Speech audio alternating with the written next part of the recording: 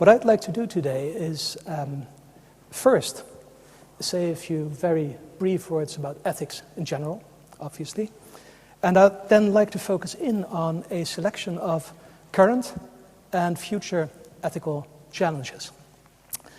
And in doing so, I'd also like to inform you about the Institute of Ethics that we're in the process of setting up here at DCU, about its approach to ethics, and about how it intends to contribute to tackle the challenges in ethics, both the current and the future ones. So let's get started with ethics itself.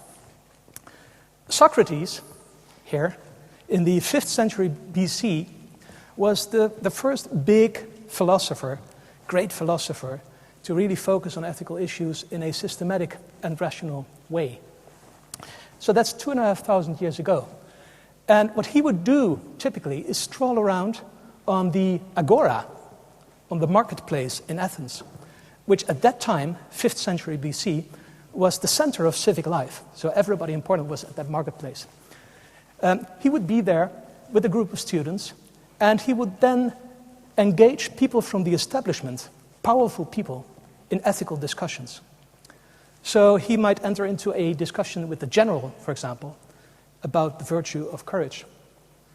Or he would start a discussion about holiness with a priest. And he would then criticize the views on these virtues of these powerful people from the establishment. He would confront them with the contradictions in their views. And it's easy to imagine, of course, that this type of activity made him very popular with his students, but less so with those people from the establishment whose ignorance and lack of thorough reflection he very publicly disclosed. And this may have contributed to Socrates' death sentence in 399 BC. Now, be that as it may, 2,500 years later, ethics is often presented as involving three subfields: normative, descriptive, and meta-ethics. Now, descriptive ethics, as the name suggests, is the discipline that tries to come up with descriptions of people's ethical views. For example, you could go to Papua New Guinea and try to describe the ethical views of a tribe of headhunters.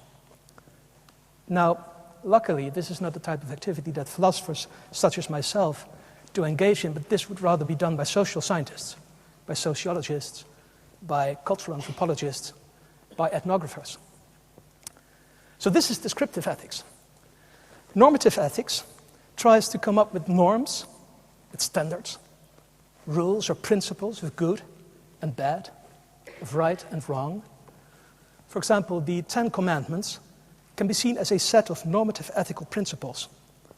And taken together, they can be seen as a normative ethical theory.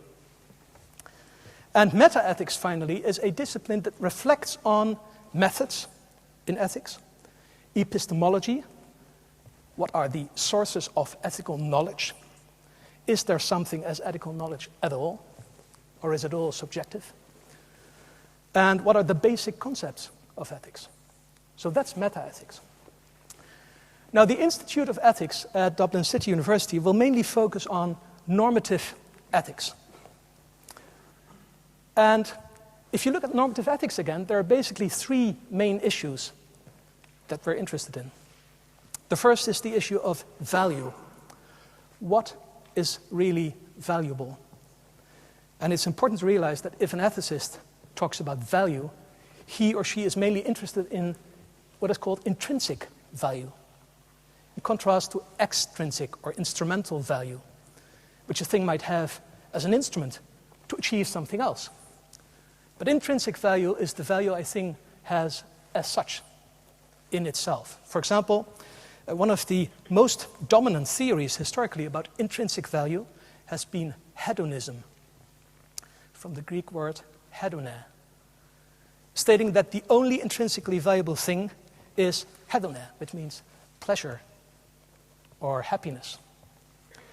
And all other things can only be valuable as an instrument to achieve happiness. So that's one theory about intrinsic value. And of course, in the course of history, other theories have been advanced, more pluralist theories, stating that there are other things that are valuable, like friendship, or knowledge, or life itself. But anyway, that's the first issue that normative ethicists are interested in. Second issue is, what are our obligations? What are our duties? What should we do? And connected with that question is the question of what is banned, what is forbidden, because if a certain action is obligatory, refraining from that action would be forbidden. The third issue that normative ethicists are focusing on is the issue of virtue. What are the character traits that we should instill in the youth? What character traits are desirable? And the associated question, of course, what is sin and what is sinful? When is somebody blameworthy? When is somebody praiseworthy? So these are the issues of normative ethics. And the interesting thing now is that you can focus on these issues in a very decontextualized way, that is abstracted from all the particulars and specifics of real-world situations. And that's the way that ethical theorists prefer to take. And alternatively, you can also try to tackle these issues as they arise in real-world situations, which are always complex, of course. And that's called applied ethics. That will be the approach of the Institute of Ethics at Dublin City University. So we'll try to tackle the issues of normative ethics, questions of value, questions of ethical duties, questions of virtues, as they arise in real-world situations. And in doing so, we will not only focus on the issues of today, on the current ethical challenges, but we will also follow an anticipatory approach and try to tackle the issues of tomorrow. And in the rest of my talk, I'd like to discuss a selection of current and future ethical challenges with you. So let's start with the current challenges. And there are many of them, of course, so I need to focus. And I'd like to focus on what I call the problem of powerful institutions. Since the days of Socrates, 2,500 years ago, very powerful organizations have developed in the subsequent centuries. Examples are national states, universities, media organizations, institutionalized religions, healthcare organizations, corporations, NGOs, and so on. They weren't around in Socrates' days, and they have become very powerful. And unfortunately, the development and concentration of power in these organizations and institutions has not always been met by a similar development of ethical responsibility, of awareness, of sensitivity. So what we have to cope with today as a structural problem, really, is institutional power without ethical responsibility. It's power without effective regulation. It's institutional power without transparency, without accountability. That's a structural problem that we have to cope with today. And the challenge here, of course, is how can we improve the ethical behavior of our institutions and organizations? And I'd like to discuss this topic with you, focusing on two sets of organizations: business organizations and healthcare organizations.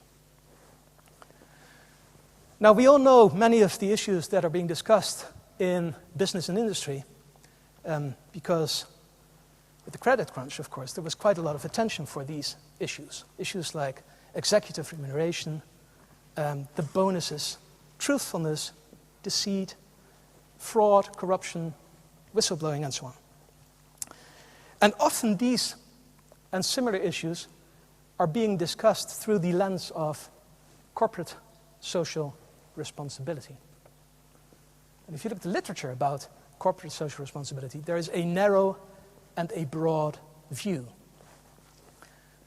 The narrow view of corporate responsibility was famously advanced by Milton Friedman in the early 60s in his book, Capitalism and Freedom. And in this book, he argued that business should focus on maximizing profit. And of course, it should also comply with what he calls the rules of the game, open and free competition without deception or fraud. But business should stick to that.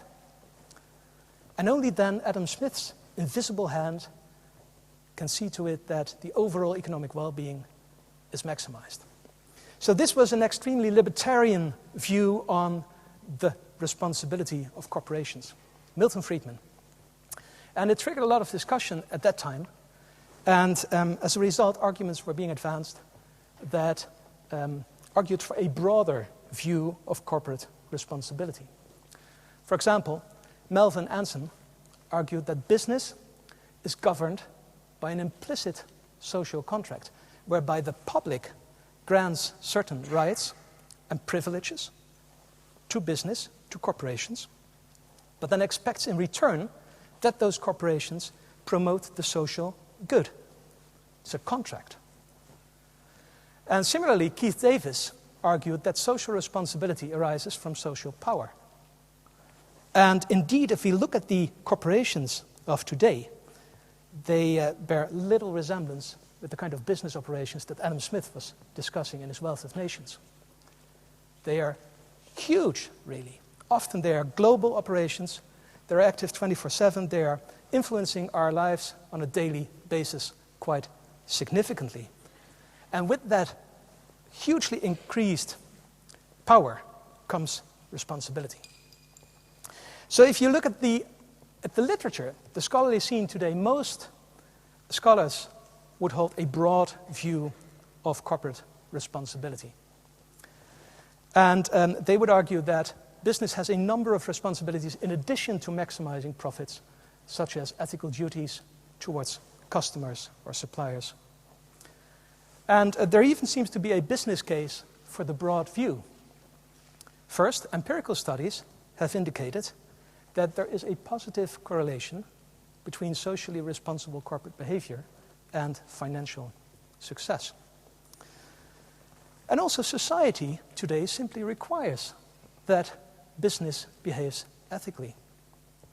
Young people, for example, would switch brands based on social issues, and job seekers prefer to work for a company that promotes a social cause.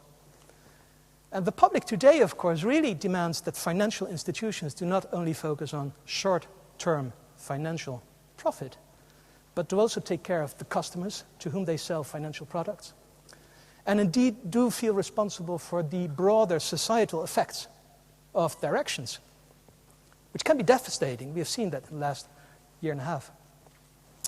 So against that backdrop, it becomes understandable that even if you'd hold a narrow view of corporate social responsibility, you better be perceived as holding a broad one. And of course, the best way of achieving such a perception is by really trying to behave ethically. Now, this triggers the question of how can we improve the ethical behavior of our companies? How can we do that? Well, one way that might work is by implementing an ethics program. And we have quite some experience with ethics programs in business, especially in the States and in Western Europe. And they usually have a set of elements, like a committee, a code, training, and leadership. And let me say a few words about each of these elements.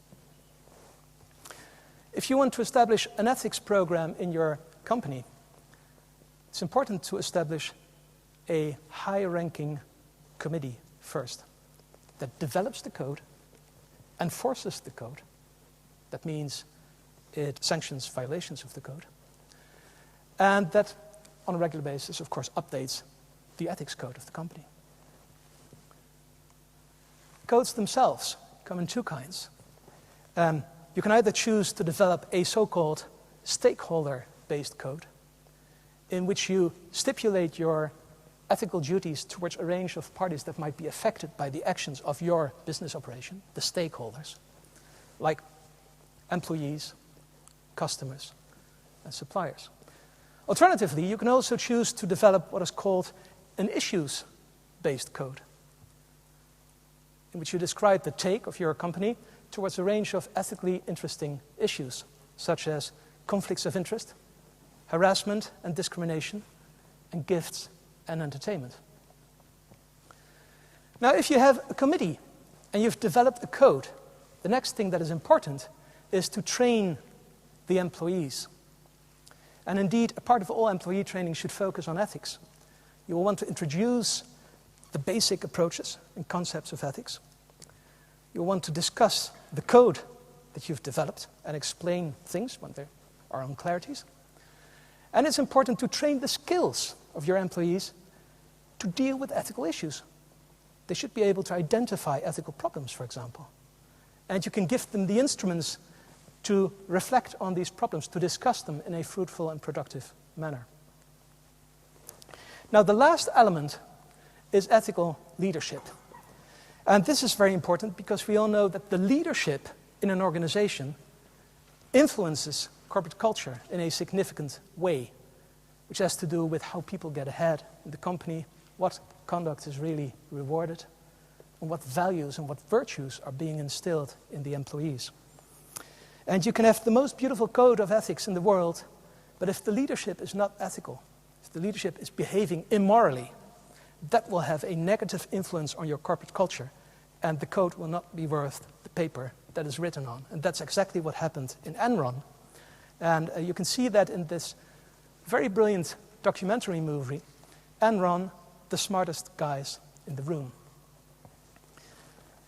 Let me highlight one or two things that we are doing in the Institute of Ethics to help tackle the challenges in business. First, we are setting up consultancy activities where we help companies set up a committee or develop a code or train the employees. And second, we have established the Irish chapter of the European Business Ethics Network. And this is the first Irish national organization that brings together people from industry and academics and provides a platform where issues like corporate integrity and corporate responsibility can be discussed. So let's move on to healthcare. Also in healthcare organizations, in the last few decades, mainly in the States and in Europe, Western Europe, ethics committees have been established. They're called healthcare ethics committees or hospital ethics committees. And they used to focus on structural problems within the healthcare organization on an institutional level. Examples are organ donation, abortion, in vitro fertilization, how to deal with the media, how to deal with aggressive patients or aggressive visitors, and blood transfusion to Jehovah's Witnesses. These are just a few examples. And what these committees tend to do is they develop policy guidelines or policy recommendations on a very abstract level. And of course, these policy guidelines are important because taken together, they make up the ethics policy of a healthcare organization. But if you're a nurse or a physician and you have to deal with a specific problem on the ward, the policy guidelines will not provide you with all the answers you need because they are too abstract, too general. And that means that in your organization, in addition to the Healthcare Ethics Committee, you need another structure on the ward, on the bottom level of your organization. That is ethical case deliberation. Now, in my experience, ethical case deliberation on the ward works best when it's multidisciplinary. That means that all the professionals that are involved in an ethical case are present during the discussion. And I have moderated many of these discussions. So you would have different physicians from different disciplinary backgrounds, nurses, a social worker, a clinical psychologist, and so on. And of course, these discussions have to be moderated. It's very advantageous to have a moderator from outside, somebody who does not play a role in the hierarchy on the ward. And the moderator sees to it that there is discipline and that the discussion follows a certain structure. So the moderator has procedural authority. A very good structure in these discussions is this 4-step structure, where you first try to formulate what is the problem, what are we talking about here? Second, you review the relevant facts. Third, you try to come up with the ethical considerations that are relevant for the case at hand, specify them, balance them, and in the 4th step, you take a decision about the case. Now, the fact that you're discussing a case on the ward does not mean that suddenly decision-making proceeds democratically. And although consensus is desirable in these discussions, it's not necessary. In the end, the physician in charge will remain responsibility for the medical decision taken, from a moral but also from a legal point of view. The discussion is meant as a help to improve ethical decision-making on the ward. Now, if you have these 2 structures in your healthcare organization, you have a healthcare ethics committee at the institutional level, at the top of your organization, and you have ethical case deliberation on the ward. How can you make these 2 structures communicate? Well, you can if the members of the healthcare ethics committee, or a selection of them, are also able and willing to moderate the discussions on the ward. And if they are, they can then in a very natural way also advance and explain the policy guidelines that have been developed in the committee. And in addition, they also see what is happening on the ward, what the problems are that pop up, how the staff tries to cope with these problems. That means that they gain moral experience, which they can feed back into the Healthcare Ethics Committee, and if the members see that a certain problem pops up on a regular basis, they can decide to make that the subject matter of a policy guideline. So what you get is a learning organization that gains moral experience and that reflects on that experience and learns. The Institute of Ethics is helping to tackle these challenges, the ethical issues in healthcare, by a number of activities. First of all, we're setting up consultancy activities, again, to help healthcare organizations implement ethics programs. Second, we are holding the secretariat of an important international academic society, the European Society for Philosophy of Medicine and Healthcare, and we're organizing annual conferences where we discuss these issues. And third, we added an international peer-reviewed journal called the journal Medicine, Healthcare and Philosophy, which provides a scholarly platform for discussion of these issues. So we've discussed 2 current ethical challenges. How can we improve the ethical behavior of our institutions? We focused on business institutions and healthcare institutions. I'd like to move on now and look into the future, which of course is always difficult because nobody can really predict the future in any detail. But often we can think about probable developments. And one of those probable developments is the further development of technology. And in fact, I'd like to focus on what I call the problem of the explosive growth of technology. And I think there is an explosive growth, especially if you look at our engineering capabilities. They are now reaching new horizons. We're entering new realms here, both in terms of our ability to change our material surroundings, the world outside. In fact, we can now influence our material surroundings on a global scale. It's called planetary engineering. But also in terms of our ability to change ourselves, our own organisms, to change our own biological blueprints. That's called engineering human beings. So I'd like to discuss these 2 challenges. And in fact, the challenges, of course, are how can we steer these technological developments in a desirable direction? So let's start with the first, engineering the planet. If we apply planetary engineering technologies to our own planet, the Earth, it's called geoengineering, which is the deliberate technological intervention in the environment on a global scale. There's a lot of discussion nowadays in the scientific arena about geoengineering. And there are many reasons for that. Let me point out 3 of those reasons. First, it's now broadly acknowledged that global warming is a serious problem. Second, instead of dropping, carbon dioxide emissions are rising, and they are rising faster than we had all expected. And also the global average temperatures are rising. And third, there are very serious scientists who have advanced specific schemes for geoengineering. This is just one example, Paul Crutzen, who came up with a specific scheme a few years ago.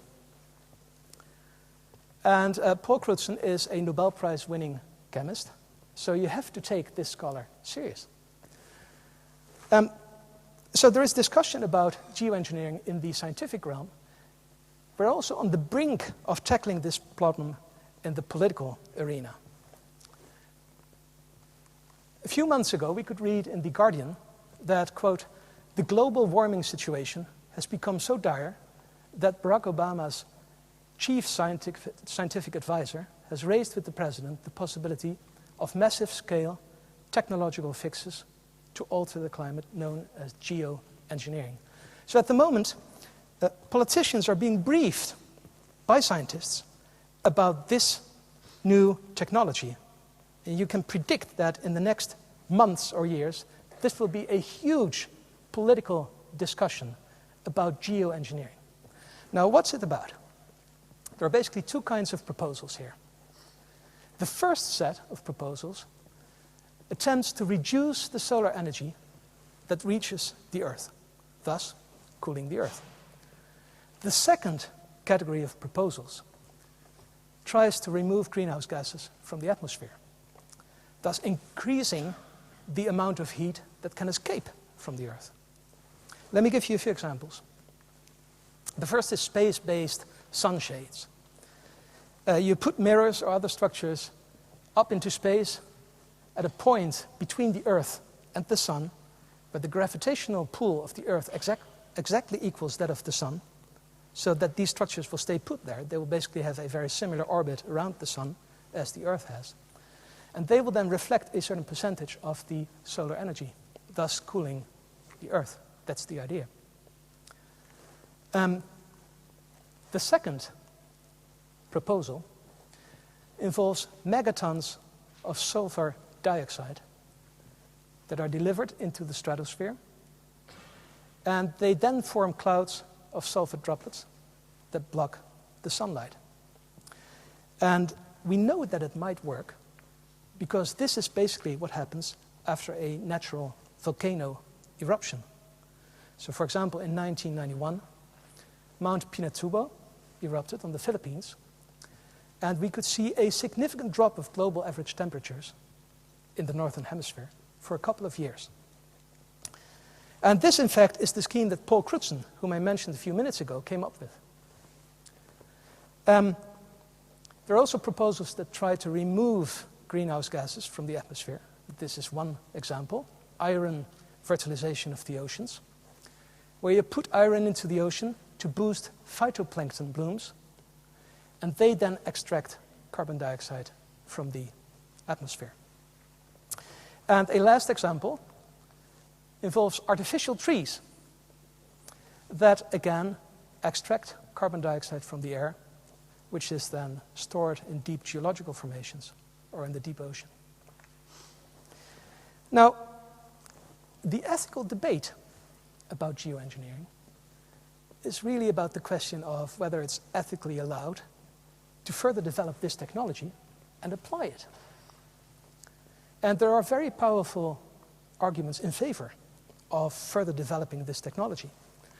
The first simply points out that apparently the current approach, that is to try to reduce carbon dioxide emissions through political means seems to fail. And we'll have to come up with something else to avoid climatic catastrophe and all the weather freak events that we're seeing even in Ireland today. A second argument points out that even if we were successful in Copenhagen to reduce emissions to nil, even then, the temperature peak will still be ahead of us because we may have passed certain tipping points, and that temperature peak somewhere in the future might have such devastating effects that still we need geoengineering technologies to mitigate those effects. So these are the arguments in favor of developing this technology and applying the technology to our own global climate system. People who are against this technology point out, first of all, that if we start doing research on geoengineering technologies, that will then subvert any other attempt to deal with the climate change problem, and specifically the political attempts to reduce greenhouse gases. The second argument is about risks. The global climate system is a very complex system. If we start tinkering with it, we don't know what happens. We may cause a lot of instability and harm. A third argument focuses on the conflicts that might be triggered by this technology. If we start doing climate engineering, the effects will not be limited to the national boundaries. And different countries have different national climate interests. There may be conflicts over liability or accountability if mistakes are being made. And the last argument against further development of geoengineering technologies points out that they may be used as weapons of mass destruction. It's a very realistic scenario, in fact, because during the Vietnam War, the Americans had Operation Popeye, where through cloud seeding, they tried to trigger severe rainfall during a period of 5 years to disrupt the Ho Chi Minh Trail in Laos. And with these more nuanced, powerful geoengineering technologies, we might be able to cause famines and droughts in other countries. So they might indeed be used as weapons of mass destruction, even in such a way that it's very difficult to detect that they're being used. So this is the first new horizon of our increased engineering capabilities. The capability that we have, or that we are gaining very fast, to influence our material environment, our material surroundings, on a global scale. That's really new. Nothing like that was around in Socrates' day. It's really new, and it poses new challenges. Now, the second new horizon is the increased ability that we have and that we're gaining and developing to change ourselves, engineering human beings. And this is done with what is usually called human enhancement technologies, which are technologies that are used for the optimization of traits and characteristics of perfectly healthy individuals. And indeed, if we look at the medical arena today, we see a shift of regulative ideals, of standards that people try to comply with. For thousands of years, really since the start of medicine in ancient Greece with Hippocrates, the single most dominant norm in medicine was that of restitutio ad integram, which is reinstatement of the integrity of the patient, of the wholeness of the patient. Curing disease, that's the main task of medics. But now we see that another standard enters the medical limelight, that of transformatio ad optimum, which means that you're transforming perfectly healthy people in order to achieve a certain ideal. You're improving skills and abilities and traits of perfectly healthy people. You're intervening over and beyond therapy. And this is a very real development. You can see it in a number of fields, like cosmetic surgery and dentistry. Sports medicine, very important. In sports, medics are mainly focused on enhancing athletic performance, not on curing disease. Endocrinology, where we come up with interventions with hormones without any clinical necessity. We just want to make kids taller, for example. Psychopharmacology, think of the elite universities at the moment in the States, where more and more kids are using smart drugs, like Ritalin, to get more focus, or modafinil to improve your memory during exams, or mood boosters. In the UK, Prozac was found in the groundwater. Such is the consumption of Prozac as a mood booster, not just because you're depressive, but you want to have a better mood, better than average, better than normal. And this development will go on. These technologies will be developed, especially because there are several research domains within medicine where technologies are being developed initially with therapeutic purposes, but these very same technologies can then later be used for enhancement purposes. An example is tissue engineering, where we set up cell lines and grow tissue, and in the future perhaps complete organs in the laboratory for implantation purposes. It can be used therapeutically, but it can also be used cosmetically, for example. Gene therapy, where we use genetic material to trigger a certain effect in an organism, can be used to cure disease, like cystic fibrosis. Can also be used for enhancement purposes in sports. Genetic doping, which will be a huge problem. A third example, biogerontology, the study of the biological process of aging. Can be used to cure age-related diseases. But perhaps we can also use it to directly intervene in the process of aging, slow it down, or stop it, or reverse it, and thus extend our maximum lifespan. And the last example is bioelectronics, where we try to come up with systems that integrate electronic and biological components. Think of the cochlear implant, or the retina implant, or visual prostheses, neuroprostheses, brain-computer interfaces. Brain-computer interfaces, which are developing very fast at the moment, can be used to enable a paralyzed patient to move a cursor on a screen just by the power of his thoughts. But it can also be used to move around a fighting robot just by the power of your thoughts. And the American Army and Department of Defense is very interested in this brain-computer interface technology. So this development of enhancement technologies will go on, and that's why many people expect now that in the future we might not only be able to extend our maximum lifespan and to modify our body so as to comply with our every wish, but also to improve our sensory abilities, our motorial skills, our emotional capacities, and our cognitive skills. And this has triggered a debate about human enhancement. And in this debate, several concerns are being voiced.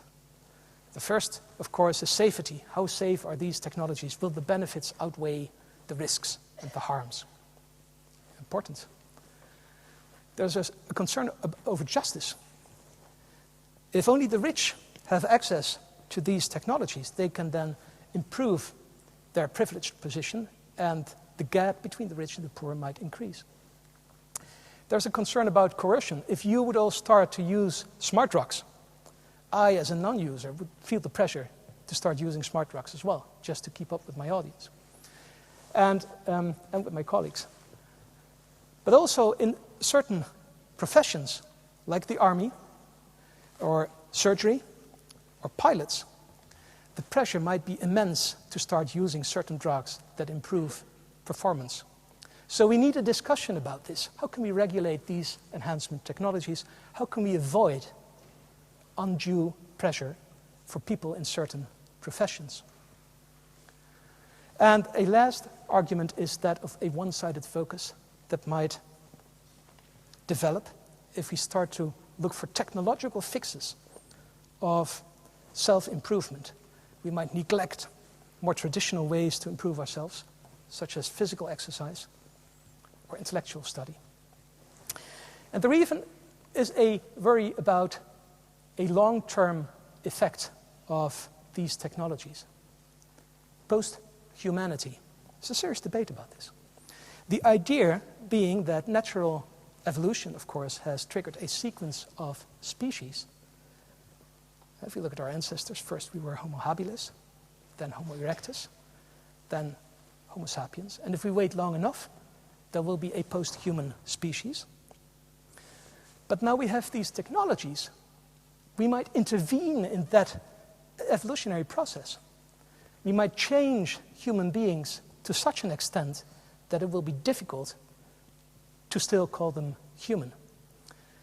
And there is a discussion about specific scenarios here. The first is genetic engineering, where we start tinkering with the genome of people. Change the genome in such a way that those changes will be inherited by the next generation. And if we do so over a number of generations, we might end up with a being that cannot unambivalently be called human anymore. In fact, we will have created a post-human being. The second scenario is what is called the cyborgization of humans, where we in fact come up with a man-machine fusion. And the third and last scenario, and most bizarre scenario, is called the uploaded mind. And here, you send into the skull of somebody what is called nanorobots, which are tiny computer-steered robots that register all the neurological details of this biological brain, the axons and neurons and neurotransmitters, on a molecular level or on an atomic level. This information is then digitized and fed into an electronic medium, a computer, and thereby you trigger the existence of a so-called software residence, a software resident intelligence that can then move around on the World Wide Web with the speed of electricity. It can make upgrades of itself or copies. It can choose an avatar in a virtual reality. It can choose a nanotechnologically manufactured artificial body to move around in the real world. And it can continue to do so in eternity. So in fact, the concept of lifespan will not be applicable anymore on this post-human being. And this is the other horizon of our increased engineering capabilities. The capability that we have, or that we're developing, to fundamentally change ourselves. So we're not only changing our material surroundings in a significant way, we're also gaining the power to change ourselves. Now, it's easy, of course, to say, well, Bert, this is all very interesting, but it's just science fiction. So what are you talking about? But then it's important to realize that things like mobile phones, iPods, the World Wide Web, and email were also science fiction only 40 years ago. And that means that what is science fiction today might be science fact tomorrow.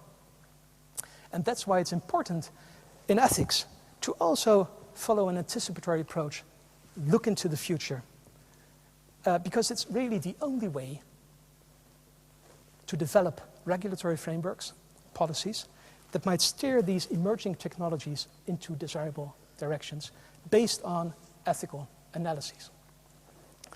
Now, at the end, let me highlight one or two things that the Institute of Ethics is doing in this regard to tackle the future challenges. We added 2 publications, a book series, the International Library of Ethics, Law and Technology, published by Springer, and a journal, Studies in Ethics, Law and Technology, published by Berkeley Electronic Press. And both these publications focus on emerging technologies, like the one we have discussed, that are likely to have a significant influence on the environment, on humanity, and so on. So, to summarize, the Institute of Ethics will focus on normative ethical issues, questions of value, questions of ethical obligation, of virtue, and it will do so as they arise in real-world situations.